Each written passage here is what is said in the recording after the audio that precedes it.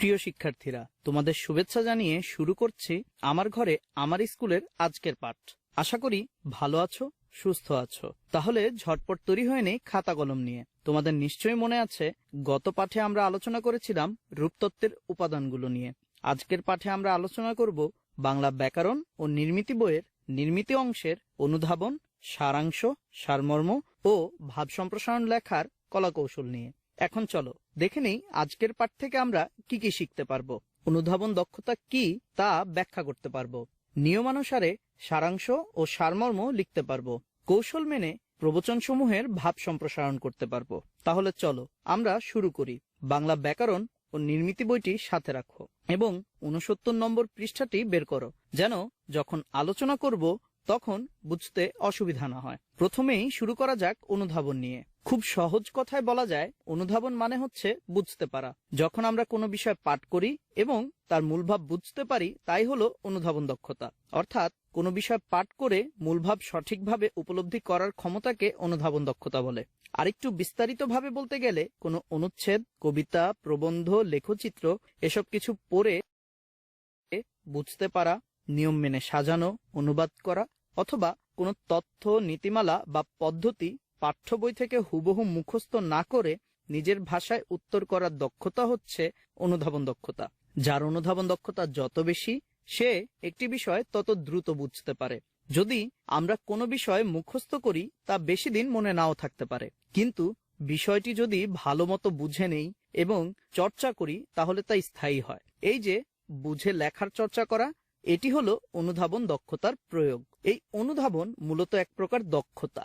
এর মানে হলো নিয়মিত চর্চা করার মাধ্যমে আমরা অনুধাবন ক্ষমতাকে আরো উন্নত করতে পারি। আরেকটি গুরুত্বপূর্ণ বিষয় হচ্ছে যে কোনো পাঠ পূর্ণাঙ্গভাবে বুঝতে হলে শব্দের অর্থ, বাক্য এবং সংশ্লিষ্ট পাঠে উল্লিখিত বিষয় সম্পর্কে আমাদের পরিষ্কার ধারণা থাকতে হবে। এখন আমরা নিজেদের অনুধাবন দক্ষতাটি যাচাই করি। পৃষ্ঠার অনুচ্ছেদটি লক্ষ্য করি। আমি তোমাদেরকে পড়ে শোনাচ্ছি। রাজার দল এখন আর নেই। গুপ্ত, মৌর্য, পাল, সেন, পাঠান, মুঘল, কোম্পানি, রানী এদের কাল শেষ হয়েছে। আজকের দুই কবিও হয়তো দুই প্রান্তে বসে কবিতা লিখছেন। একজন লিখছেন সমৃদ্ধির কথা, বিলাসের কথা, আনন্দের কথা। আরেকজন ছবি আঁকছেন নিদারুণ অভাবের, জ্বালাময় দারিদ্র্যের আর অপরিসীম বেদনার। এখন আমরা অনুচ্ছেদ থেকে অনুধাবনমূলক কিছু প্রশ্নের উত্তর লিখার কৌশল শিখে নিব। কিসের দল এখন আর নেই? বলতো অনুচ্ছেদের ঠিক কোথায় এই প্রশ্নের উত্তরটি আছে? অনুচ্ছেদের একদম শুরুতেই বলা আছে রাজার দল এখন আর নেই। দ্বিতীয় প্রশ্ন, কাদের দিন শেষ হয়েছে, কেন? আমরা অনুচ্ছেদটি আবার একটু লক্ষ্য করব। উত্তরটিকে আমরা খুঁজে পেয়েছি, উপস্থাপন করেছেন। দ্বিতীয়টি হলো দুজন কবি স্বদেশের তৎকালীন সময়ের সমাজ, সামাজিক পরিস্থিতি ও পরিবেশ তুলে ধরেছেন। পরিস্থিতি ভিন্ন হলেও তাদের সময় ও দেশটি একই ছিল। আশা করি আমরা বুঝতে পেরেছি এ ধরনের প্রশ্নের উত্তরগুলো কিভাবে লেখা যেতে পারে। তবে মনে রাখতে হবে অনুধাবনমূলক প্রশ্নের উত্তরগুলো একটু বিস্তারিতভাবে ৪ থেকে ৫টি লাইনে দেয়া বুদ্ধিমানের কাজ। দুই কবির মধ্যে মিল থাকা সত্ত্বেও বিস্তর ব্যবধান, বুঝিয়ে দাও। আমরা যখন অনুচ্ছেদটি পড়ছিলাম নিশ্চয়ই লক্ষ্য করেছ যে দুই কবির মাঝে যেমন মিল রয়েছে তেমনি বিস্তর ব্যবধানও রয়েছে। এখন আমাদের দুই কবির মাঝে থাকা অমিলগুলোকে উল্লেখ করব। দুজন কবি একই দেশে একই সময়ে কবিতা লিখে থাকলেও তাদের রচনার প্রতিচ্ছবি সম্পূর্ণ ভিন্ন। একজন দেখেছেন প্রভাব প্রতিপত্তি, সমৃদ্ধি, অর্থ সম্পদ, বিলাস এবং আনন্দ। অপরদিকে আরেকজন কবি দেখেছেন অভাব, অনটন, দারিদ্র্য, অপরিসীম বেদনা এবং মানুষের হাহাকার। তাহলে আমরা দেখতে পাচ্ছি কৌশল শিখে নিব। তবে আমাদের আগে জানতে হবে সারাংশ ও সারমর্ম কি। কোনো অনুচ্ছেদ, গল্প, কবিতা বা প্রবন্ধের থেকে নেয়া একটি অংশকে বা পুরোটাকেই সহজ ভাষায় সংক্ষেপে মূল বিষয়টি উপস্থাপন করা হলো সারাংশ এবং সারমর্ম। সারাংশ ও সারমর্ম দুটি আসলে রূপগত দিক থেকে একই বিষয়। তবে প্রচলিত ক্ষেত্রে আমরা সারাংশ এবং সারমর্মকে যেভাবে দেখি, গদ্য থেকে নেয়া রচনা বা রচনার অংশকে সহজবদ্ধ করে স্বল্প ভাষায় পরিবেশন করা হলে তাকে বলা হয় সারাংশ, এবং কোনো পদ্য বা কবিতাকে বা কবিতার একটি অংশকে সহজবোধ্য করে স্বল্প ভাষায় পরিবেশন করা হলে তা হবে সারমর্ম। অর্থাৎ পদ্যের মূল ভাবকে সংক্ষেপে প্রকাশ করাকে সারমর্ম ও গদ্যের মূল ভাবকে সংক্ষেপে প্রকাশ করাকে সারাংশ বলে। সারাংশ ও সারমর্ম লেখার সুনির্দিষ্ট কিছু নিয়ম আছে। চলো নিয়মগুলো জেনে নেই। যে পাঠের সারাংশ ও সারমর্ম রচনা করতে হবে তা অত্যন্ত মনোযোগের সঙ্গে পড়তে হবে। মূল রচনাটি একের অধিক সময় না পড়লে তাই সারাংশ ও অনুচ্ছেদ বা কবিতাটি অত্যন্ত মনোযোগ সহকারে বেশ কয়েকবার আমরা পড়ে নিব। অপ্রয়োজনীয় কিছুই লেখা যাবে না, অর্থাৎ বাড়তি যে বিষয়গুলো থাকবে, যেমন কোনো উদাহরণ, দৃষ্টান্ত, অলংকার, উপমা বা বক্তব্য, এগুলোকে আমরা পরিহার করব। সেই সাথে সারাংশ সারমর্ম লেখার সময় আমি, আমরা, তুমি, তোমরা অর্থাৎ উত্তম পুরুষ, মধ্যম পুরুষ কখনোই কোনো বাক্যে ব্যবহার করা যাবে না। বক্তব্য যত সহজে বলা যায় ঠিক তেমন সহজ ভাষাতেই লিখতে হবে। কখনোই সারাংশ বা সারমর্ম লেখার ভাষা কঠিন করা যাবে না। সারাংশ ও সারমর্ম সবসময় মূল অনুচ্ছেদ বা কবিতা থেকে ছোট হবে। 3 থেকে 4টি বাক্যে সারাংশ ও সারমর্ম লেখা শেষ করতে হবে। যদি কোনো উদ্ধৃতি থাকে তাহলে সেই উদ্ধৃতির মূল ভাবটুকুই লিখতে হবে। কবির নাম, কবি বলেছেন, লেখকের ভাষায় এ ধরনের বক্তব্য বা উক্তি সারাংশে ও সারমর্মে আসবে না। আমরা এখন একটি সারাংশ কি করে লিখতে হয় তা দেখব। আমি তোমাদের পড়ে শোনাচ্ছি। অনুচ্ছেদটি ভালো করে লক্ষ্য করো। মা মরা মেয়ে মিনু। বাবা জন্মের আগেই মারা গেছে। সে মানুষ হচ্ছে দুঃসম্পর্কের পিসিমার বাড়িতে। বয়স মাত্র 10, কিন্তু এ বয়সেই সব রকম কাজ করতে পারে সে। লোকে অবশ্য বলে যোগেন বসাক সমাজ গড়ে উঠেছে। সমাজের কেউ সুস্থ, আবার কেউ সম্পূর্ণভাবে সুস্থ নয়। বাক ও শ্রবণ প্রতিবন্ধী হওয়া সত্ত্বেও ছোট্ট একটি মেয়ে তার জীবনকে তুচ্ছ না ভেবে মনের মাঝে একটি নতুন জগৎ সৃষ্টি করেছে। আমরা কি একটি বিষয় লক্ষ্য করেছি? এখানে আমরা মিনু, তার পিসিমা, যোগেন বসাক, মিনুর কাজ, মিনুর পরিবেশ ও পরিস্থিতি এর কোনোটাই উল্লেখ করিনি। আমরা এখানে 3টি বাক্যের মাঝে সারাংশটি সম্পূর্ণ করেছি। আমাদের মনে রাখতে হবে একটি সারাংশ ও সারমর্ম কখনোই অনুচ্ছেদের থেকে বড় হবে না। সর্বোচ্চ 3 থেকে 4টি বাক্যে আমরা মূল ভাবটি প্রকাশ করব। এই পুরো অনুচ্ছেদে সবথেকে প্রধান বক্তব্য ছিল মিনুর ষষ্ঠ ইন্দ্রিয়ের সাহায্যে তার মনের মাঝে একটি আলাদা জগৎ সৃষ্টি করা, অর্থাৎ তার প্রতিবন্ধকতাকে এখানে বাধা হিসেবে দেখা হয়নি। আর এই অংশটি অনুচ্ছেদের একদম শেষ অংশে রয়েছে। এই ছোট্ট অনুচ্ছেদে গল্পের আকারে যা যা ছিল এবং ব্যাখ্যা বিশ্লেষণগুলো আমরা বাদ দিয়েছি। শুধু মিনু ও অনুচ্ছেদে বর্ণিত পরিস্থিতির একটি মূল প্রতিচ্ছবি আমরা তুলে ধরেছি। এখন একটি সারমর্ম আমরা একইভাবে লিখব। এখন চলো সারমর্মের একটি উদাহরণ দেখে নিই। আমি তোমাদের কবিতাংশটি পড়ে শোনাচ্ছি। সার্থক জনম আমার, জন্মেছি এই দেশে, সার্থক জনম মাগো তোমায় ভালোবেসে। জানি না তোর ধনরতন আছে কিনা রানীর মতন, শুধু জানি আমার অঙ্গ জুড়ায় তোমার ছায়া এসে। কোন বনেতে জানিনে ফুল গন্ধে এমন করে আকুল, কোন গগনে উঠে রে চাঁদ এমন হাসি হেসে। আখি মেলে তোমার আলো প্রথম আমার চোখ জুড়ালো, ওই আলোতেই নয়ন রেখে মুদব নয়ন শেষে। এখন আমরা সারমর্মটি লিখব। অর্থ সম্পদের থেকে প্রাকৃতিক সৌন্দর্য একটি দেশকে আরো বেশি আপন করে তোলে। মাতৃভূমিতে জন্ম নেওয়াটা মানুষের জীবনের সবচেয়ে বড় সার্থকতার একটি। আর প্রতিটি মানুষ স্বদেশের মাটির স্নেহেই শেষ আশ্রয় খুঁজে নিতে চায়। আমরা যদি ভালো করে লক্ষ্য করি দেখতে পাবো এখানে শুধু কবির চিন্তাধারাকেই প্রাধান্য দিয়েছে। মাতৃভূমির প্রতি কবির শ্রদ্ধার যে বহিঃপ্রকাশ ফুটে উঠেছে তাই আমরা সারমর্মে উল্লেখ করেছি। কবিতার ভাষায় যে সকল উপমা, অলংকার এবং অপ্রয়োজনীয় শব্দ ও বাক্যগুলো ছিল, সারমর্ম লেখার সময় আমরা তা বর্জন করেছি। আশা করি এখন থেকে আমরা যদি নিয়মিত অনুশীলন করি তাহলে খুব ভালো সারাংশ ও সারমর্ম লিখতে পারব। প্রিয় শিক্ষার্থীরা, এখন তাহলে আমরা ভাব সম্প্রসারণ লেখার কিছু কৌশল শিখে নিব। সবার আগে আমরা জেনে নেই ভাব সম্প্রসারণ কি। এই সম্প্রসারণ কথাটির অর্থ কি বুঝতে পারছো? সম্প্রসারণ অর্থ হলো কোনো কিছু ভেঙে বড় করা, বর্ধিত করা, ব্যাখ্যা বিশ্লেষণ করা। অর্থাৎ প্রদত্ত কোনো ভাবকে সম্প্রসারিত করে লেখা বা ব্যাখ্যা করে লেখা হলো ভাব সম্প্রসারণ।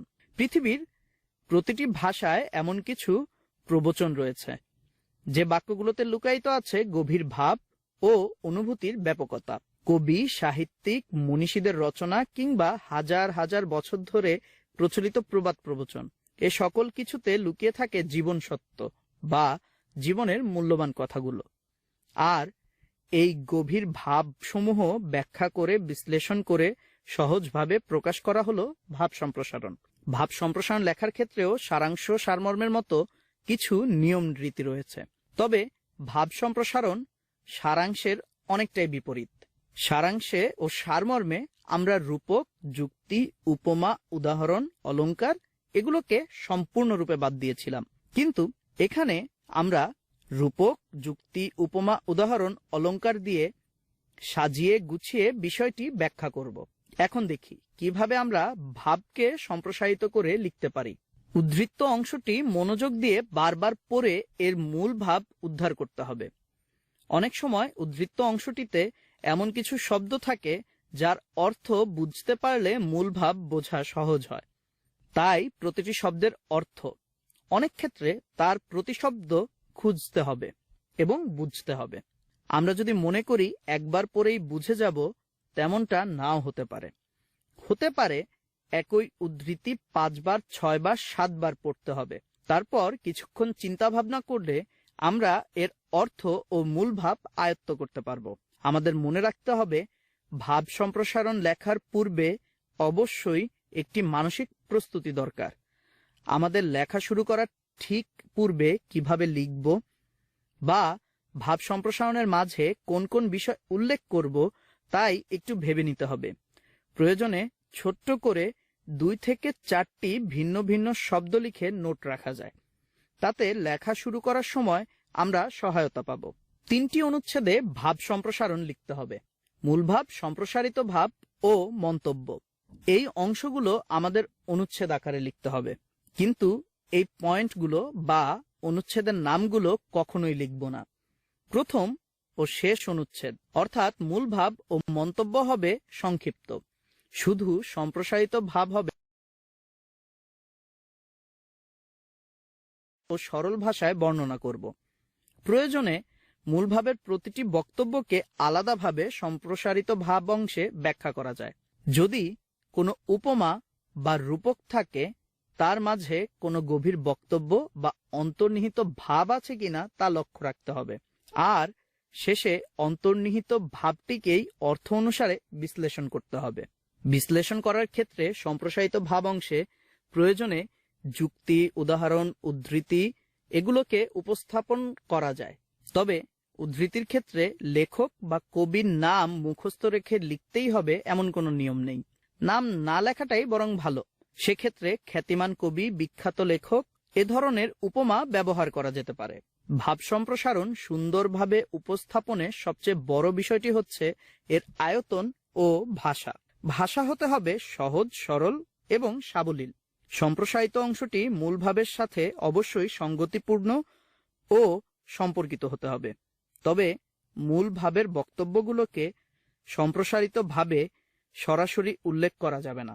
আমরা মূল ভাবের বক্তব্যগুলো সম্প্রসারিত ভাব অংশে বিশ্লেষণ করব।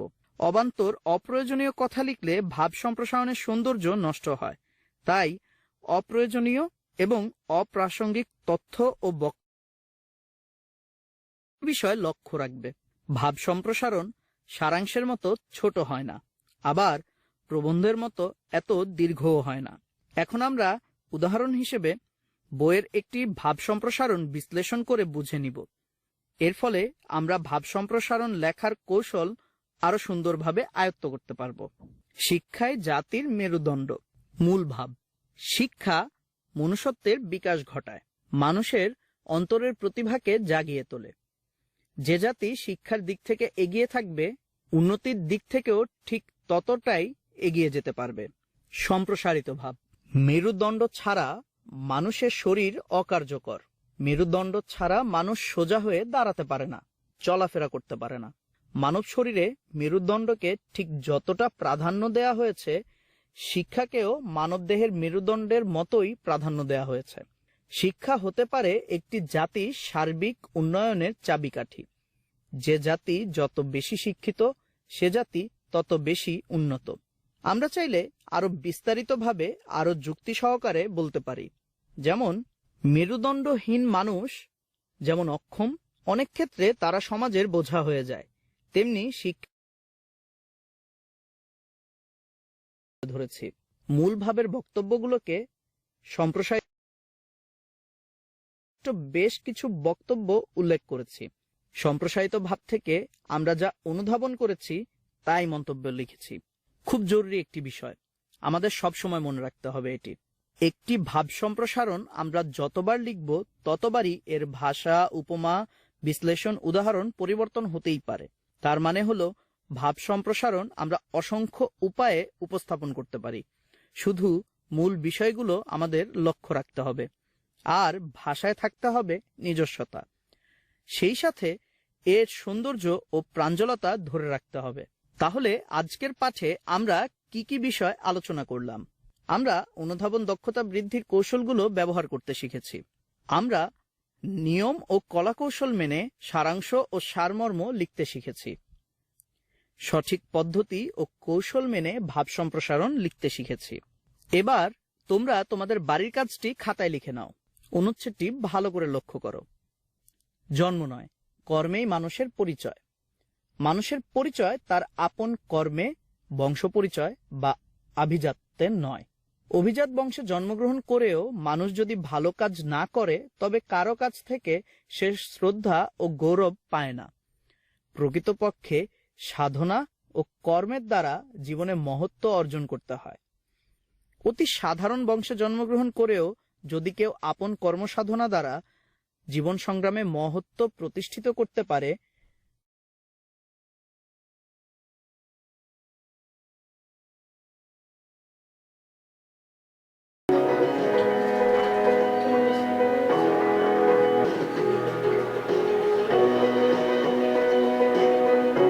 সুপ্রিয় শিক্ষার্থীরা, আমার ঘরে আমার স্কুলের আজকের ক্লাসে তোমাদের সকলকে স্বাগত।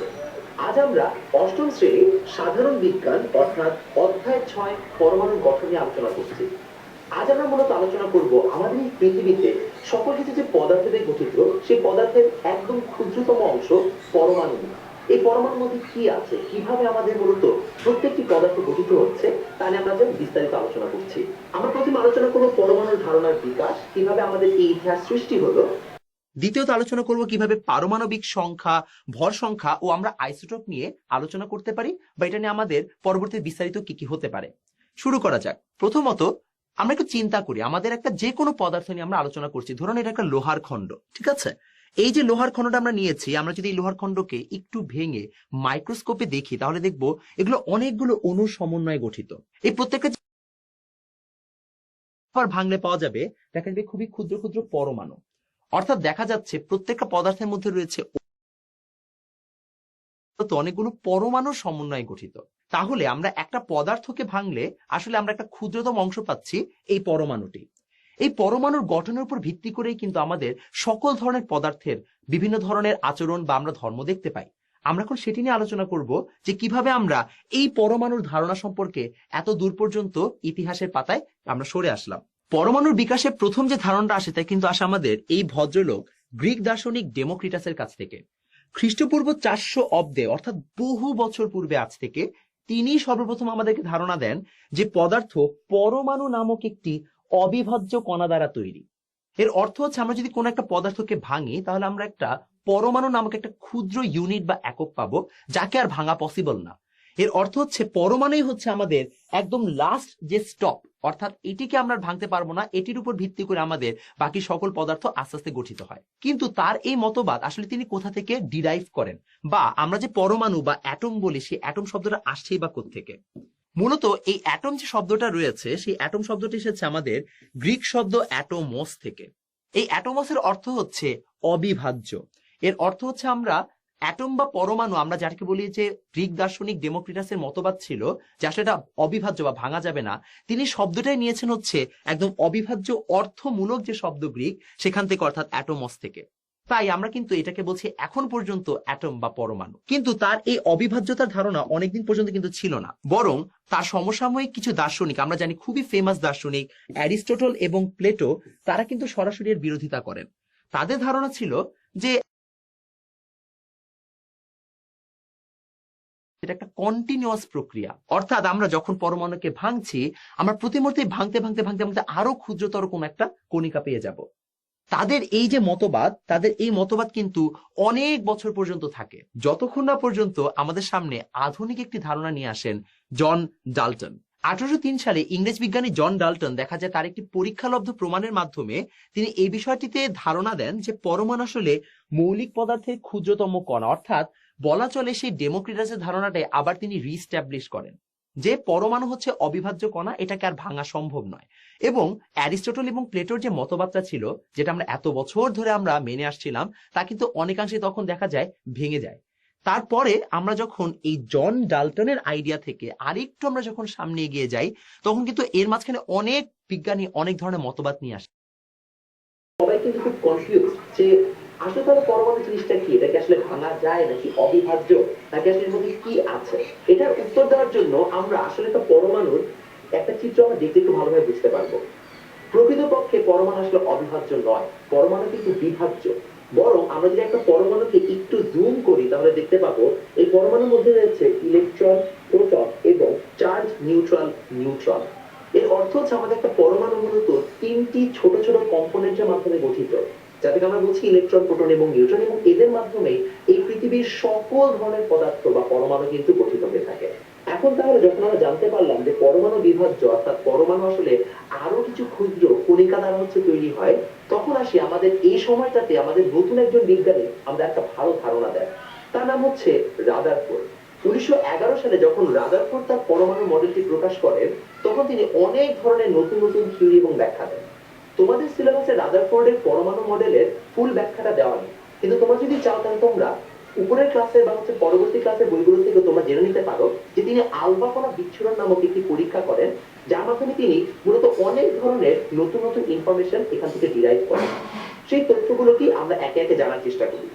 প্রথমত, রাদারফোর্ডের মতে আমাদের এই প্রত্যেকটা পরমাণুর মাঝখানে থাকে নিউক্লিয়াস, যেখানে কিনা পরমাণুর সবচেয়ে বেশি ভর হচ্ছে একেবারে সেন্ট্রাল অবস্থায় থাকে, তথা কেন্দ্রে সমস্ত ভর হচ্ছে কেন্দ্রীভূত থাকে। এই নিউক্লিয়াসকে ভাঙলে পাওয়া যায় নিউট্রন এবং প্রোটন। এর অর্থ হচ্ছে প্রত্যেকটা নিউক্লিয়াস নিউট্রন এবং প্রোটনের মাধ্যমে কি হয়, গঠিত হয়। এছাড়াও তিনি আরো ব্যাখ্যা করেন যে পরমাণুতে অনেকগুলো ইলেকট্রন অরবিট রয়েছে। অরবিট মানে হচ্ছে শক্তি স্তর, বা যাকে আমরা বলি কক্ষপথ। এই যে কক্ষপথগুলো নিয়ে আমরা আলোচনা করছি, তার ধারণা মতো এটা ছিল যে ইলেকট্রন গুলো একটা ফিক্সড কক্ষপথে আসলে এই প্রত্যেকটা নিউক্লিয়াসকে কেন্দ্র করে ঘুরতে থাকে। এই প্রথম ধারণাটা আমাদের দেন আসলে রাদারফোর্ড। এছাড়াও তিনি ইলেকট্রন সম্পর্কে বেশ কিছু মন্তব্য করেন, যে ইলেকট্রন আসলে খুবই নগণ্য ভরের, সে একটা ঋণাত্মক চার্জ যুক্ত, এই ধরনের অনেক ধরনের মতবাদ তার কাছ থেকে আসে। তো আসলে আমরা সেটাকে একটু লিস্ট করি, কারণ এটা আমাদের পরীক্ষার জন্য খুবই গুরুত্বপূর্ণ যে আসলে আমাদের পরমাণুতে এই যে রাদারফোর্ডের মডেল, সেখান থেকে আমরা কি কি ধরনের তথ্য পাচ্ছি। আমরা এখান থেকে মূলত তিনটা খুবই ইম্পর্টেন্ট তথ্য পাবো। প্রথমত, এই যে পরমাণু রয়েছে, এই পরমাণুতে ধনাত্মক আধান ও ভর মাঝখানে ক্ষুদ্র এক জায়গায় আবদ্ধ, এবং এর নামই দেওয়া হচ্ছে নিউক্লিয়াস। প্রশ্ন হচ্ছে তাহলে আসলে আমাদের নিউক্লিয়াসের মধ্যে এমন কি আছে? আমরা জানি একটা নিউক্লিয়াসের মধ্যে থাকে হচ্ছে প্রোটন এবং নিউট্রন। এই যে প্রোটন রয়েছে সেটা হচ্ছে ধনাত্মক চার্জ যুক্ত, এবং নিউট্রন হচ্ছে চার্জ নিউট্রাল বা চার্জ নিরপেক্ষ। তাহলে এই পরমাণুতে সকল ধনাত্মক চার্জ কোথায় থাকছে? অবশ্যই নিউক্লিয়াসে থাকছে। একই সাথে পরমাণুতে আসলে মূলত পরমাণুর যে ভর বা ম্যাস যাকে আমরা বলি, তা কিন্তু পুরোটাই প্রোটন এবং নিউট্রনের কাছ থেকে আসে। তাহলে পরমাণুর যদি সকল ভরযুক্ত যে আমাদের কণিকাগুলো রয়েছে, যে বা যাকে আমরা বলতে পারি বেশি ভরযুক্ত যে কণিকাগুলো রয়েছে, তা যদি আমাদের একদম মাঝখানে থাকে, তাহলে আমরা বলতেই পারি যে নিউক্লিয়াস আসলে আমাদের কি, মূলত নিউক্লিয়াস হচ্ছে আমাদের একদম পরমাণুর কেন্দ্র, যেখানে আমাদের সকল ধনাত্মক আধান ও ভর রয়েছে। তাই রাদারফোর্ডের মতে আমাদের এই নিউক্লিয়াস নামক জায়গাটিতেই সকল ধরনের ধনাত্মক আধান ও ভর সেন্ট্রালাইজ থাকে। সেকেন্ডলি, আমাদের পরমাণু বেশিরভাগ জায়গায় আসলে ফাঁকা। একটু যদি খেয়াল করে দেখো, আমি যে একটা পরমাণু আঁকি, তাহলে এই পরমাণুটা খুবই ক্ষুদ্র একটা জায়গা ধরে হয়তো আমাদের এই পুরো নিউক্লিয়াসটা অবস্থান করে। বাকি পরমাণুর এই যে ছোট ছোট ক্ষুদ্র ক্ষুদ্র জায়গা, এই সব জায়গা কিন্তু আসলে একদমই ফাঁকা থাকে। বরং এই জায়গাগুলোতে হয়তো বা কিছু কিছু জায়গায় ইলেকট্রন ঘুরতে থাকে। এর অর্থ হচ্ছে একটা পরমাণুর বিশাল বড় জায়গা কিন্তু আসলে দেখা যায় একেবারে ফাঁকা থাকছে, বড় ক্ষুদ্র একটা জায়গা হচ্ছে আমার শুধুমাত্র নিউক্লিয়াসটা আবদ্ধ হয়ে বসে আছে। 3 নম্বর যে পয়েন্ট এবং খুবই ইম্পর্টেন্ট পয়েন্ট, অনেক সময় রাদারফোর্ডের পরমাণু মডেলকে আমরা সৌরজগৎ মডেলে বলে থাকি, অর্থাৎ রাদারফোর্ডের পরমাণু মডেলটাকে সৌরজগতের সাথে তুলনা করা হয়। প্রশ্ন হচ্ছে কেন? কারণ হচ্ছে যখনই রাদারফোর্ডকে এই প্রশ্নটা করা হয় যে কিভাবে আসলে ইলেকট্রন ঘুরছে আশেপাশে দিয়ে, তখন কিন্তু তার মাথায় এই প্রশ্নটা স্বাভাবিকভাবেই চলে আসে সৌরজগতের মধ্যে কি থাকে। দেখা যায় আমাদের সূর্য রয়েছে, এই সূর্যকে কেন্দ্র করে আমাদের অনেকগুলো কক্ষপথ রয়েছে, তাই না? এই অনেক বড় বড় কক্ষপথ থাকে। এই কক্ষপথ গুলোতে দেখা যায় প্রত্যেকটাতে গ্রহগুলো কি করতে থাকে, ঘুরতে থাকে। রাদারফোর্ড ভেবেছিলেন যে আসলে আমাদের এখানে যেমন সূর্যকে কেন্দ্র করে অনেকগুলো গ্রহ নক্ষত্র পরপর ঘুরছে, ঠিক একইভাবে হয়তোবা আমাদের যে সৌরজগতের মডেলের মতো পরমাণুতেও নিউক্লিয়াসকে কেন্দ্র করে ইলেকট্রন গুলো হচ্ছে যে পরস্পরকে এভাবে কেন্দ্র করে ঘুরতে থাকে। এর অর্থ হচ্ছে রাদারফোর্ডের এই ইলেকট্রনের ঘূর্ণনের যে আইডিয়াটা, সেটা পুরোপুরি সৌরজগৎ মডেলের উপর বেস করেছিল। দ্যাটস ওয়াই তার এই মডেলটাকে অনেক সময় সৌরজগৎ মডেলও বলা হয়ে থাকে। কিন্তু আসলে তার এই ধারণার মধ্যে অনেক ধরনের ভুল ছিল, যেটা কিনা পরবর্তীতে আমরা যখন ম্যাক্সওয়েলের তত্ত্ব আসে, আরো অনেক বড় বড় বিজ্ঞানীদের তত্ত্ব আসে, তখন কিন্তু আমরা আস্তে আস্তে এইসব সম্পর্কে আরো জানতে পারি। তোমরা এগুলো সম্পর্কে জানবে, কিন্তু অবশ্যই অপেক্ষা করতে হবে যেন আরেকটু উপরের ক্লাসে যে তুমি সম্পর্কে বিস্তারিত জানতে পারো। কিন্তু আমরা এখন জানবো আরেকটু ডিটেল, সেটা হচ্ছে আমাদের 1911 সালের পরে 1913 সালে একজন খুবই ফেমাস বিজ্ঞানী নিলস বোর, তিনি সর্বপ্রথম ধারণা দেন যে আসলে ইলেকট্রন গুলো কিভাবে নিউক্লিয়াসকে কেন্দ্র করে চারদিকে ঘুরছে। আসলে রাদারফোর্ডের যে আইডিয়াটা একটু চিন্তা করে দেখো, যে একটা সৌরজগতের মতো হয়তো আমাদের ইলেকট্রন গুলো কেন্দ্র করে ঘুরছে, বাট সৌরজগতের সাথে আমাদের যে পরমাণু মডেল তা কিন্তু মোটেও মিল নেই। কারণ একটা সৌরজগতে যে সূর্য থাকছে এবং তাকে যে কেন্দ্র করে আমাদের বিভিন্ন গ্রহগুলো ঘুরছে, তার সাথে কিন্তু ইলেকট্রন এবং প্রোটনের আসলে কোনো ধরনের মিলই কিন্তু থাকছে না। প্লাস তুমি যদি একটু খেয়াল করে দেখো, আমাদের এখানে থাকছে হচ্ছে একটা প্রোটন এবং ইলেকট্রন। ইলেকট্রন এবং একটা গ্রহের ভর বা নেচার কোনোভাবেই সেম না। একই সাথে সৌরজগতের সূর্য এবং আমাদের যে প্রোটন রয়েছে বা আমাদের নিউক্লিয়াস রয়েছে, তারও কোনো দিক দিয়ে ধর্ম কিন্তু কোনোভাবেই এক না। তাহলে তাদের তুলনা করাটা কিন্তু অনেকটাই ভিত্তিহীন। তাই যখন নিলস বোর আমাদের সর্বপ্রথম একটা ভালো ধারণা দেওয়ার চেষ্টা করেন যে কিভাবে আসলে ইলেকট্রন গুলো নিউক্লিয়াসকে চারদিকে ঘুরে, নিলস বোরের মতে আসলে আমাদের যখন ইলেকট্রন গুলো যখন আমাদের প্রোটনকে চারদিকে কেন্দ্র করে ঘুরতে থাকে, তখন সে মূলত একটি নির্দিষ্ট শক্তির কক্ষপথে ঘুরে। এর অর্থ হচ্ছে আমি যদি ধরে নেই এই হচ্ছে আমাদের বিভিন্ন কক্ষপথ, একটা দুইটা, তাহলে এটা যদি একটা ইলেকট্রন হয়, যদি একটা ইলেকট্রন হয়, তারা দুইজন কিন্তু দুইটি ভিন্ন ভিন্ন শক্তি স্তর বা দুইটি ভিন্ন ভিন্ন কক্ষপথে আছে। এর অর্থটা কি? অনেক সময় এটা প্রশ্ন হয়ে থাকে। এর অর্থ হচ্ছে এই কক্ষপথে ঘুরতে এই ইলেকট্রনটার একটা নির্দিষ্ট পরিমাণ শক্তি দরকার। ধরে নিলাম আমরা 3 কিলো জুল, আর এই কক্ষপথে থাকতে হয়তো বা তার 2 কিলো জুল শক্তি দরকার। তো এইভাবে তাকে ভিন্ন ভিন্ন অ্যামাউন্টের শক্তি নিয়ে একটা নির্দিষ্ট কক্ষপথে ঘুরতে হচ্ছে। এই জন্য এগুলোকে অনেক সময় শক্তি স্তরও বলা হয়, কেননা ওই স্তরে বা ওই রেডিয়াসের মধ্যে যদি তাকে ঘুরতে হয়, তাহলে একটা নির্দিষ্ট পরিমাণ শক্তি নিয়ে তাকে ঘুরতে হবে।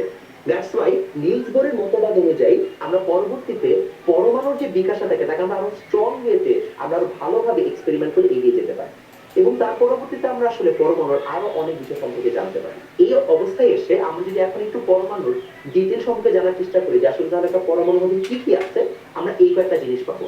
প্রথমত একটা পরমাণুর মধ্যে কি আছে দেখুন তো। একটা পরমাণুর মধ্যে কি আছে দেখি। আমাদের প্রথমে আছে হচ্ছে একটা নিউক্লিয়াস, তাই না?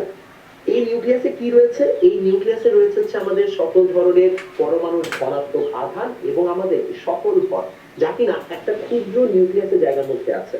1 নম্বর পয়েন্ট। দ্বিতীয়ত আমরা বলতে পারি যে আমাদের পরমাণুর বেশিরভাগ জায়গায়, যে দেখো বেশিরভাগ জায়গা কিন্তু আমাদের আসলে ফাঁকা রয়ে গেছে। এর অর্থ হচ্ছে পরমাণুর আশেপাশে নিউক্লিয়াসের বাইরে বিশাল বড় জায়গা থেকে ফাঁকা। তারপর আমরা জানতে পারি যে পরমাণুর যে ইলেকট্রন গুলো ঘুরতে থাকে, সেই ইলেকট্রন গুলো কিন্তু ঋণাত্মক চার্জযুক্ত এবং তার খুবই নগণ্য ভরযুক্ত। তাই আমাদের এই ইলেকট্রন গুলো খুব স্বাচ্ছন্দ্যে এই নিউক্লিয়াসকে কেন্দ্র করে তারা খুব সুন্দর করে ঘুরতে পারে। এবং শেষ পর্যন্ত আমরা এটাও জানলাম যে ইলেকট্রন গুলো যখন এই নিউক্লিয়াসকে কেন্দ্র করে ঘুরে, তখন কিন্তু তারা একটা নির্দিষ্ট কক্ষপথে মূলত থেকে তারপর ঘুরছে। অর্থাৎ এটা একটা নির্দিষ্ট পরিমাণ শক্তি নিয়ে একটা নির্দিষ্ট শক্তি স্তরে থেকে তারপর সে নিউক্লিয়াসকে পরিভ্রমণ করছে। এই হচ্ছে আমাদের মূলত একটি পরমাণুর মধ্যে টোটাল কি কি থাকে তার একটা সুন্দর ধারণা।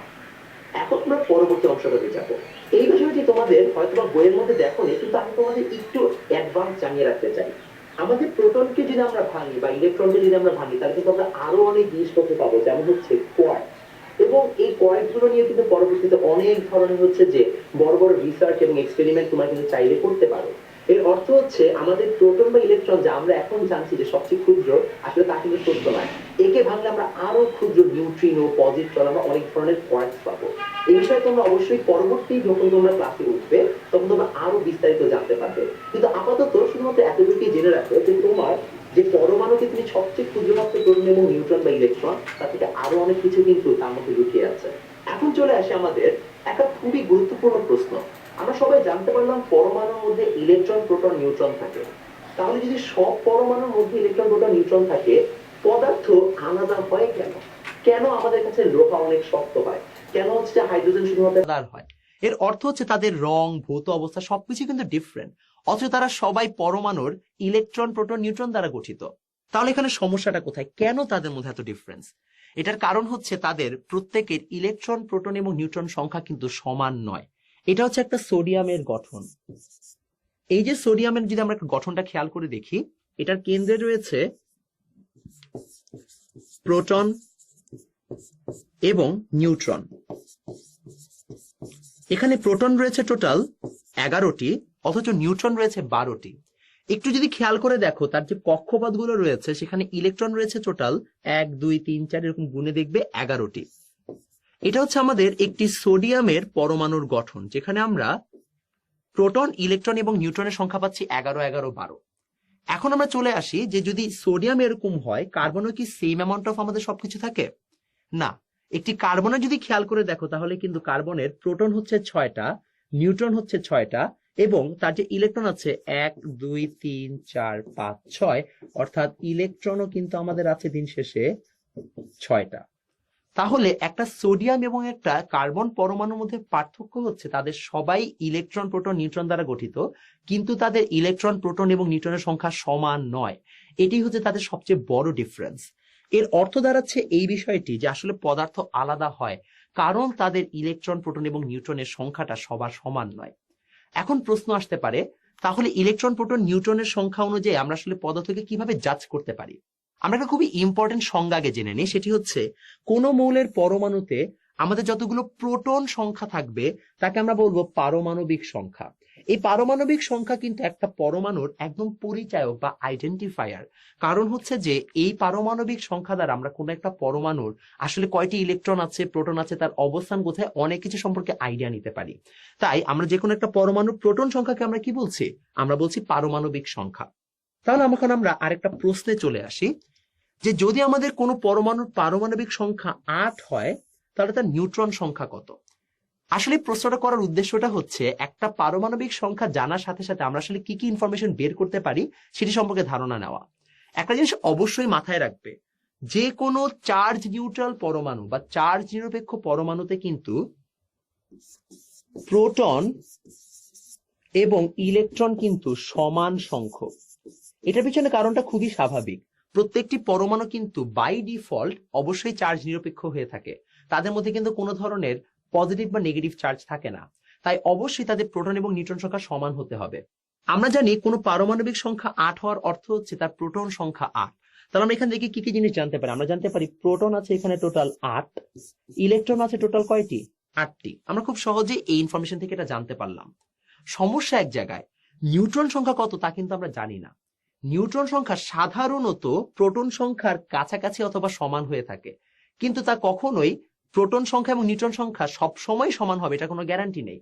এজন্য আমাদের নিউট্রন সংখ্যা কত সেটা জানার জন্য আরেকটা ইনফরমেশন জানতে হবে। আসো সেই ইনফরমেশনটা কি সেটা নিয়ে একটু আলোচনা করা যাক। এই ইনফরমেশনটা হচ্ছে ভর সংখ্যা। মূলত ভর সংখ্যা হচ্ছে একটি পরমাণুতে কয়টি নিউট্রন এবং কয়টি প্রোটন সংখ্যা আছে তার যোগফলকে আমরা বলি ভর সংখ্যা। ফর এক্সাম্পল, আমরা যদি কার্বন পরমাণুর এই পার্টিকুলার ছবিটা নিয়ে আলোচনা করি তাহলে আমরা দেখবো এখানে 6টি নিউট্রন আছে, 6টি প্রোটন আছে, 6টি ইলেকট্রন আছে। তাহলে এই কার্বন পরমাণুটির আমরা যদি ভর সংখ্যা জিজ্ঞেস করি সেটা কত আসবে?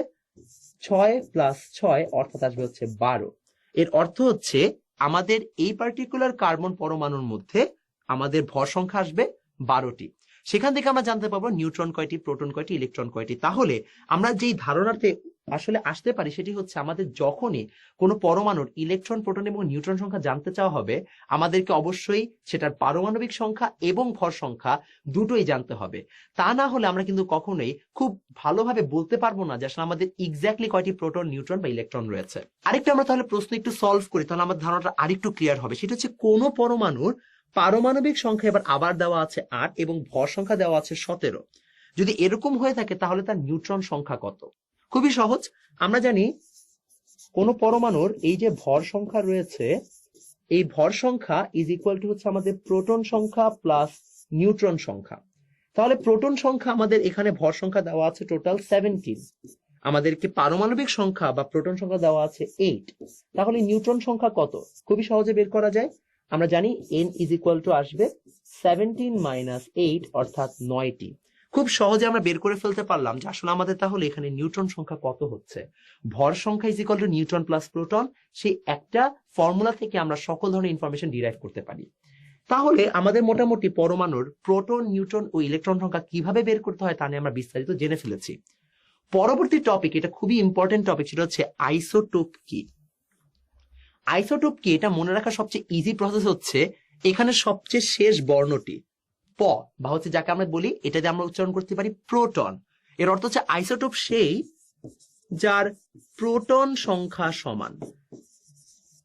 এই নেমোনিকটা খুবই দরকারি একটা নেমোনিক, এটা আমাদের সামনে দরকার হবে। তাহলে আইসোটোপ হচ্ছে যার প্রোটন সংখ্যা সমান। কার প্রোটন সংখ্যা সমান? একটা উদাহরণের মাধ্যমে ব্যাখ্যা করছি। প্রোটিয়াম, ডিউটেরিয়াম, ট্রিটিয়াম এটি হচ্ছে হাইড্রোজেনের 3টি বিশেষ অবস্থা।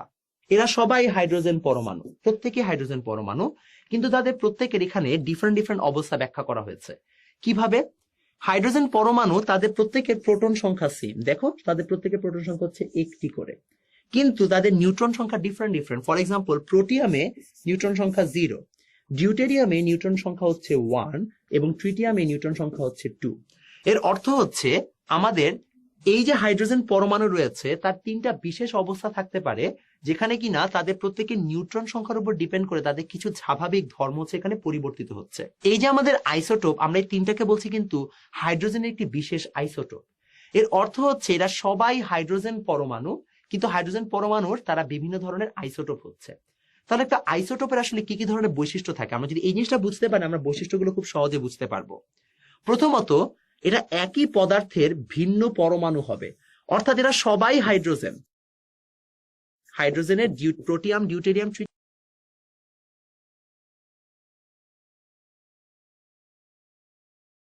একই হবে। মাথায় রাখতে হবে যদি পারমাণবিক সংখ্যা ডিফারেন্ট হয় তাহলে তারা কখনোই একই পদার্থ হতে পারবে না। হচ্ছে তাদের সবার পারমাণবিক সংখ্যা হুবহু সেম। লাস্টলি, তাহলে তাদের ভিন্নতা কোথায়? তাদের ভিন্নতা হচ্ছে তাদের নিউট্রন সংখ্যা ভিন্ন বা তাদের ভর সংখ্যাটা ভিন্ন। তাহলে আইসোটোপের যদি আমি একটা সংজ্ঞা বলি,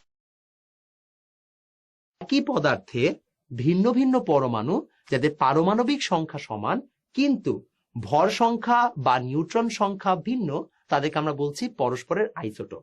এটা হচ্ছে আমাদের একটা আইসোটোপের ফুল ধারণা। তুমি যদি আইসোটোপের 3টা বৈশিষ্ট্য মাথায় রাখতে পারো তাহলে কিন্তু তুমি খুব সহজে আইসোটোপকে ব্যাখ্যা করতে পারবে, তার সংজ্ঞা তুমি অবশ্যই পরীক্ষা খাতায় লিখতে পারবে। তাহলে শিক্ষার্থীরা, আমরা আজকের ক্লাসে কি কি শিখলাম? আমরা প্রথমে শিখলাম পরমাণুর ধারণার বিকাশ, এটি কিভাবে হয়েছে, কাদের অবদান ছিল, কি কি ধরনের মতবাদের পরে আমরা আজকের ধারণা এসেছি। একই সাথে আমরা আজকের ক্লাসে এটিও শিখেছি যে পারমাণবিক সংখ্যা কি, ভর সংখ্যা কি, আইসোটোপ কি, এই সব ব্যাপারে আমরা কিন্তু বিস্তারিতভাবে আলোচনা করেছি। আশা করি আজকের ক্লাসে তোমরা সবাই ভালোভাবে বুঝতে পেরেছো। সবাই ভালো থেকো, সুস্থ থেকো। আসসালামু আলাইকুম।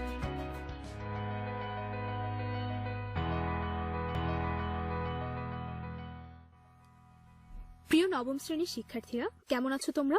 আশা করি সবাই ভালো আছো। আমার ঘরে আমার স্কুলের আজকের পাঠে তোমাদেরকে স্বাগত। আজকে আমরা তোমাদের গণিত বইয়ের 2য় অধ্যায় সেট ও ফাংশন থেকে ক্রমজোড় এবং কার্তেশীয় গুণজ সম্পর্কে আলোচনা করব। প্রথমেই তাহলে চলো দেখে নিই আজকের পাঠ শেষে আমরা কি কি শিখতে পারবো। আজকের পাঠ শেষে আমরা ক্রমজোড় ও কার্তেশীয় গুণজ ব্যাখ্যা করতে পারবো, সেট প্রক্রিয়ার বিধিগুলো প্রয়োগ করে বিভিন্ন সমস্যার সমাধান করতে পারবো। এবার এসো আমরা আমাদের মূল আলোচনা শুরু করি। প্রথমে আমরা আলোচনা করব ক্রমজোড় নিয়ে। আচ্ছা, ক্রমজোড় শব্দটি শোনার সাথে সাথে তোমরা কি বুঝতে পারলে? দেখো, এই শব্দটিকে যদি একটু ভেঙে চিন্তা করি তাহলে ক্রমজোড় মানে হলো এখানে এক জোড়া উপাদান আছে, এবং এই একজোড়া উপাদান একটি নির্দিষ্ট ক্রম অনুসারে সাজানো আছে। তোমাদের বইতে একটি উদাহরণ দেওয়া আছে, দেখো। অষ্টম শ্রেণীর দুজন শিক্ষার্থী আমেনা এবং সুমনা, তারা বার্ষিক পরীক্ষায় যথাক্রমে প্রথম এবং দ্বিতীয় স্থান অধিকার করেছে। আমেনা বার্ষিক পরীক্ষায় প্রথম স্থান অধিকার করেছে আর সুমনা দ্বিতীয় স্থান অধিকার করেছে। তাহলে মেধা অনুসারে তাদেরকে আমরা লিখতে পারি আমেনা, সুমনা। এভাবে দেখো, এখানে আমেনা এবং সুমনা হলো একজোড়া উপাদান এবং তাদেরকে আমরা তাদের নির্দিষ্ট ক্রম অনুসারে সাজিয়েছি। আমেনা প্রথম, তাই আমেনার নাম প্রথমে লেখা হয়েছে। সুমনা দ্বিতীয় হয়েছে, তাই সুমনার নাম আমেনার পরে লেখা হয়েছে। তাহলে এই যে আমেনা এবং সুমনা একজোড়া শিক্ষার্থীকে আমরা তাদের মেধাক্রম অনুযায়ী সাজিয়ে লিখেছি, একে আমরা ক্রমজোড় বলতে পারি। তাহলে ক্রমজোড়ের সংজ্ঞা হিসেবে বলা যায়, একজোড়া উপাদানের মধ্যে কোনটি প্রথম অবস্থানে আর কোনটি দ্বিতীয় অবস্থানে থাকবে তা নির্দিষ্ট করে জোড়া আকারে প্রকাশ করাকে ক্রমজোড় বলা হয়। তাহলে যদি কোনো ক্রমজোড়ের প্রথম উপাদান বা প্রথম পদ x হয় এবং দ্বিতীয় পদ বা দ্বিতীয় উপাদান y হয়, তবে এই ক্রমজোড়টিকে আমরা লিখতে পারবো xy এভাবে। এখন দেখো, এই ক্রমজোড় xy এটি অন্য আরেকটি ক্রমজোড় ab এর সমান কখন হবে? আমরা কিভাবে বুঝবো xy সমান ab? দেখো, একটি ক্রমজোড় অন্য আরেকটি ক্রমজোড়ের সমান হবে যদি তাদের উভয়ের প্রথম পদ সমান হয় এবং দ্বিতীয় পদ সমান হয়। অর্থাৎ xy ক্রমজোড় ab ক্রমজোড়ের সমান হবে যদি x সমান a হয় এবং y সমান b হয়। যদি x সমান a হয় এবং y সমান b হয়, তাহলে আমরা বলতে পারি xy সমান ab। তাহলে দুটি ক্রমজোড় সমান হলে প্রথম ক্রমজোড়ের প্রথম পদ সমান দ্বিতীয় ক্রমজোড়ের প্রথম পদ হবে, আবার প্রথম ক্রমজোড়ের দ্বিতীয় পদ সমান দ্বিতীয় ক্রমজোড়ের দ্বিতীয় পদ হবে। এখন তাহলে চলো একটি সমস্যা সমাধানের মাধ্যমে ক্রমজোড়ের বিষয়টি আরেকটু ভালোভাবে বুঝে নেওয়া যাক। মনে করো এখানে দুটি ক্রমজোড় দেওয়া আছে, a প্লাস b 2, এর সমান অন্য আরেকটি ক্রমজোড় হলো 6a মাইনাস b। তাহলে এই ক্রমজোড় দুটি সমান হলে আমাদের নির্ণয় করতে হবে a b সমান কত। চলো তাহলে দেখি কিভাবে নির্ণয় করা যায়। দেখো, আমরা জানি ক্রমজোড়ের নিয়ম অনুসারে দুটি ক্রমজোড় সমান হলে তাদের প্রথম পদগুলো সমান হবে, আবার দ্বিতীয় পদগুলো পরস্পর সমান হবে। তাহলে এই নিয়ম অনুযায়ী আমরা পাচ্ছি যে a প্লাস b সমান হলো 6, একে আমরা সমীকরণ 1 হিসেবে লিখতে পারি। আবার আমরা পাচ্ছি যে a মাইনাস b সমান হলো 2, একে আমরা সমীকরণ 2 হিসেবে লিখতে পারি। এখন দেখো, আমরা যদি সমীকরণ 1 এবং 2 যোগ করি তাহলে কি হয়? সমীকরণ 1 এবং 2 যোগ করি তাহলে হবে a plus b plus a minus b সমান হলো 6 প্লাস 2। বা এখানে দেখো একটি প্লাস b আছে, একটি মাইনাস b আছে, তাহলে এখানে বাকি থাকবে শুধু 2a সমান হলো 8। 6 প্লাস 2 সমান 8। বা a সমান হলো 2 দিয়ে যদি উভয় পক্ষকে ভাগ করি তাহলে a সমান হবে 4। এখন দেখো, আমরা a এর মান পেয়েছি, এবার আমাদের b এর মান বের করতে হবে। এখন আমরা এই a সমান 4 কে এই সমীকরণ দুটির যে কোনো একটিতে বসিয়ে b এর মান নির্ণয় করতে পারি। তাহলে দেখো, a সমান 4 কে সমীকরণ 1 এ বসাই। সমীকরণ 1 হলো a প্লাস b সমান 6। বা আমরা যদি a এর মান 4 বসাই তাহলে 4 প্লাস b সমান 6। বা b সমান হলো 6 মাইনাস 4, সুতরাং b সমান হলো 2। তাহলে আমরা a এর মান পেলাম 4 আর b এর মান পেলাম 2, সুতরাং আমরা বলতে পারি ab সমান হলো 4 2। তাহলে এখন নিশ্চয়ই ক্রমজোড় সম্পর্কে তোমাদের ধারণা পরিষ্কার হয়েছে। এবার চলো আমরা দেখি কার্টেসীয় গুণজ বলতে কি বোঝায়। প্রথমে এই ছবিটি লক্ষ্য করো, দেখো এখানে দুটি বৃত্ত আছে। প্রথম বৃত্তে দুটি রং আছে, দ্বিতীয় বৃত্তে তিনটি রং আছে। এখন যদি বলা হয় প্রথম বৃত্ত থেকে একটি রং এবং দ্বিতীয় বৃত্ত থেকে একটি রং বাছাই করতে হবে, তাহলে আমরা কতভাবে দুটি রং বাছাই করতে পারি? একটু চিন্তা করে দেখো তো। তোমরা হয়তো ভাবছো যে কিভাবে সহজে এই সমস্যার সমাধান করা যায়। যদি আমরা কার্টেসীয় গুণজ জানি তাহলে খুব সহজেই এর উত্তর দিতে পারবো। চলো তাহলে দেখি কার্টেসীয় গুণজের সাহায্যে কিভাবে এই সমস্যার সমাধান করা যায়। আচ্ছা, প্রথমে আমি ধরে নিই এই প্রথম বৃত্তের যে দুটি রং আছে তাদের সেট হলো সেট এ, এবং দ্বিতীয় বৃত্তে যে তিনটি রং আছে তাদের সেট হলো সেট বি। প্রথমেই দেখো সেট এ এর উপাদানগুলো কি। সেট এ এর উপাদানগুলো হলো সাদা রং এবং নীল রং। এখন দেখো সেট বি এর উপাদানগুলো কি। সেট বি এর উপাদানগুলো হলো লাল রং, হলুদ রং এবং সবুজ রং। এই তিনটি রঙে সেট বি গঠিত। এখন আমরা দুটি সেটের উপাদানগুলো নিয়ে সম্ভাব্য সবগুলো ক্রোমোজোর বের করে ফেলি। চলো, ক্রোমোজোর কিভাবে নির্ণয় করতে হয় তা আমরা একটু আগেই শিখেছি। ক্রোমোজোর হচ্ছে উপাদানগুলোর নির্দিষ্ট ক্রম অনুসারে জোড়া আকারে লেখা।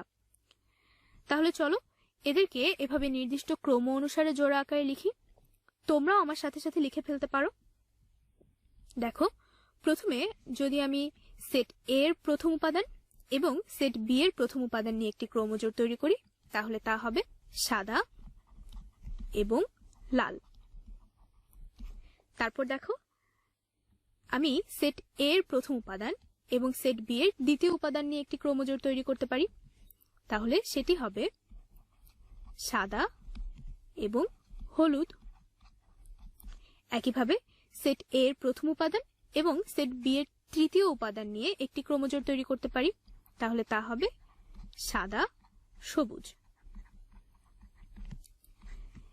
দেখো, এভাবে আমরা বাকি ক্রোমোজোরগুলোও তৈরি করতে পারি।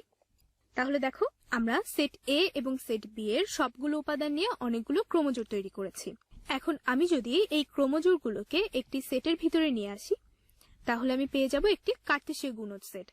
যেহেতু সেট এ এবং সেট বি এর উপাদানগুলো নিয়ে আমরা এই ক্রোমোজোরগুলো তৈরি করেছি, তাই এটি হবে সেট এ এবং সেট বি এর কার্টেসীয় গুণজ সেট।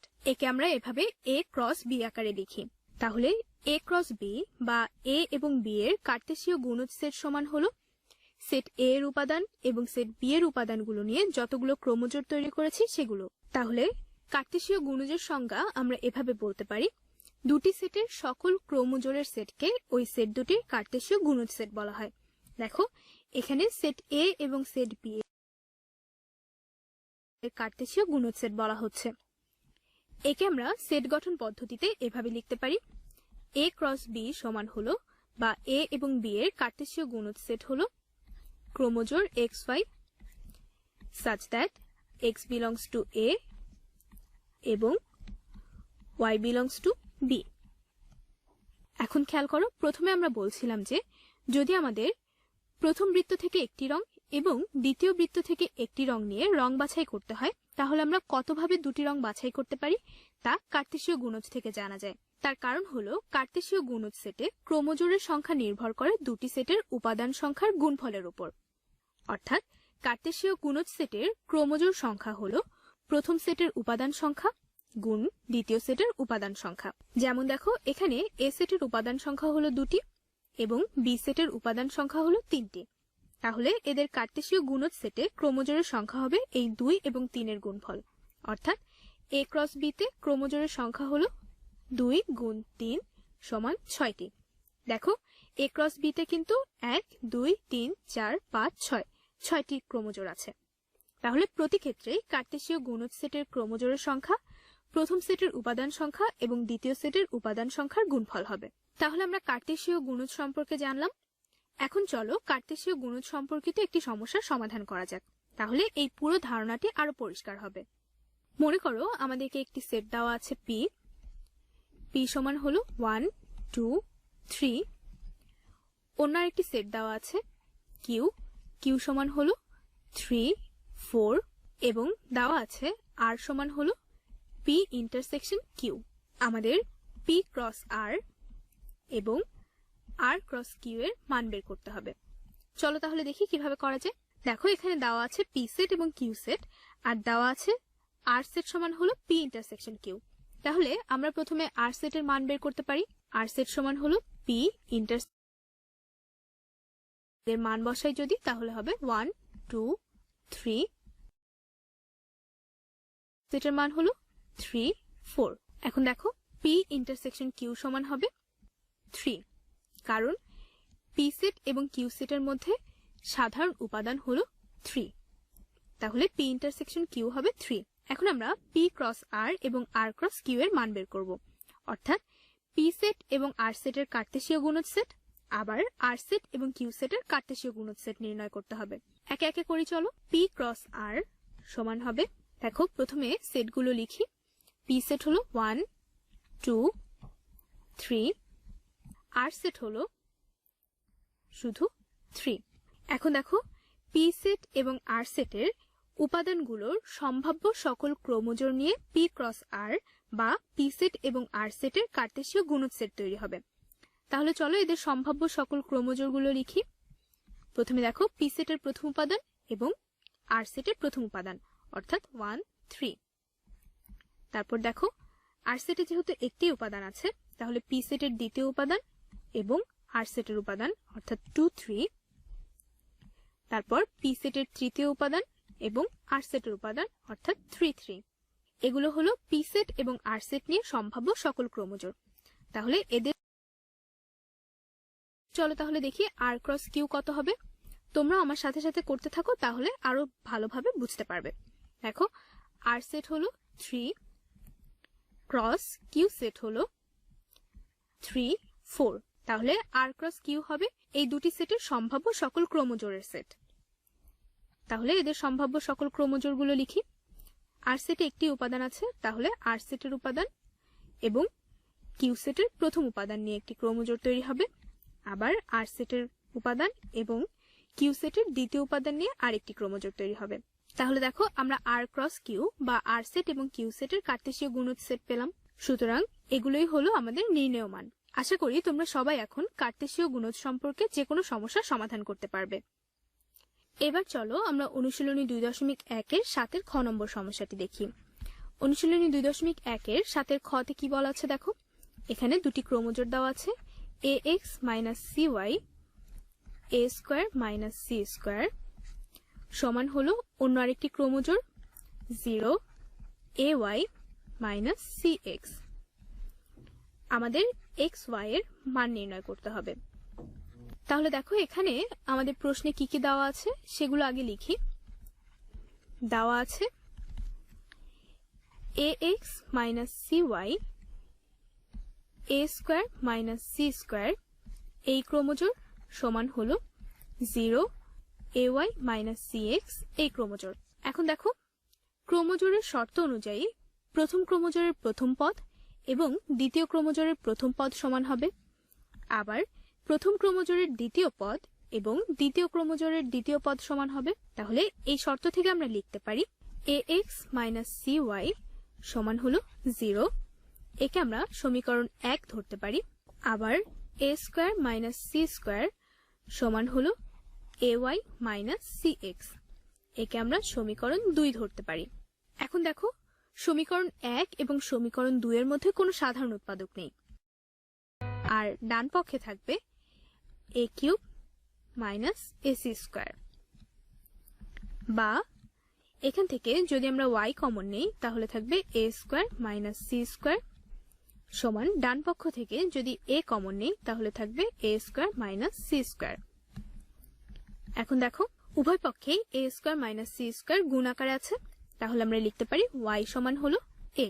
এখন দেখো আমরা y এর মান পেয়েছি, এবার আমাদের x এর মান নির্ণয় করতে হবে। এই y এর মানকে আমরা সমীকরণ 1 বা সমীকরণ 2 এ বসিয়ে x এর মান নির্ণয় করতে পারি। তাহলে y এর মানকে সমীকরণ 1 এ বসিয়ে পাই y এর মান a কে আমি বসাবো সমীকরণ 1 এ। সমীকরণ 1 এ বসালে আমরা পাবো সমীকরণ 1 এ আছে ax - cy সমান 0। বা এখানে ax - cy এর জায়গায় y এর মান a বসাই, তাহলে হবে ca সমান 0। এখন আমরা a কমন নিতে পারি, তাহলে বাকি থাকবে x - c সমান 0 বা x - c সমান 0। সুতরাং x সমান c। তাহলে দেখো আমরা x এর মান পেয়েছি c, আবার y এর মান পেয়েছি a। তাহলে xy ক্রোমোজোরের মান হবে xy সমান হলো ca। তাহলে বুঝতে পেরেছো কিভাবে আমরা ক্রোমোজোরের ধারণা ব্যবহার করে xy এর মান নির্ণয় করলাম। এখন চলো আরেকটি সমস্যা সমাধান করি। এবার অনুশীলনীর 11 নম্বর প্রশ্নটি দেখো। এখানে বলা আছে কোন শ্রেণীর 30 জন শিক্ষার্থীর মধ্যে 20 জন ফুটবল এবং 15 জন ক্রিকেট খেলা পছন্দ করে। দুইটি খেলাই পছন্দ করে এরূপ শিক্ষার্থীর সংখ্যা হলো 10 জন। কতজন শিক্ষার্থী দুইটি খেলাই পছন্দ করে না তা ভেন চিত্রের সাহায্যে নির্ণয় করতে হবে। দেখো, মনে করি শ্রেণীর শিক্ষার্থীর সংখ্যার সেট হলো এস, যারা ফুটবল খেলা পছন্দ করে তাদের সেট হলো এফ, এবং যারা ক্রিকেট খেলা পছন্দ করে তাদের সেট হলো সি। এখন এগুলোকে একটি ভেন চিত্রের সাহায্যে প্রকাশ করলে আমরা এরকম একটি চিত্র পাবো। দেখো, এখানে এস হচ্ছে এই আয়তকার ক্ষেত্রটি, এফ হচ্ছে এই ধূসর বৃত্তটি, আর সি হচ্ছে এই সাদা বৃত্তটি, আর এফ ইন্টারসেকশন সি হলো এই হলুদ রঙের অংশটি। এখন খেয়াল করো, আমরা জানি যে কোনো সেটের উপাদান সংখ্যাকে এন দ্বারা উপস্থাপন করা যায়। তাহলে আমরা বলতে পারি এস সেটের উপাদান সংখ্যা হলো বা এন অফ এস হলো 30। একইভাবে এফ সেটের উপাদান সংখ্যা হলো 20, আবার সি সেটের উপাদান সংখ্যা হলো 15। আবার দেখো, দুইটি খেলায় পছন্দ করে এমন শিক্ষার্থীর সংখ্যা হলো 10 জন। তার মানে এফ ইন্টারসেকশন সি সেটের উপাদান সংখ্যা হলো 10। এখন আমাদের কোনো খেলাই পছন্দ করে না এমন শিক্ষার্থীর সংখ্যা নির্ণয় করতে হবে। কোনো খেলাই পছন্দ করে না এমন শিক্ষার্থীর সংখ্যা হবে এন অফ এস বাদ N of F union C, অর্থাৎ মোট শিক্ষার্থী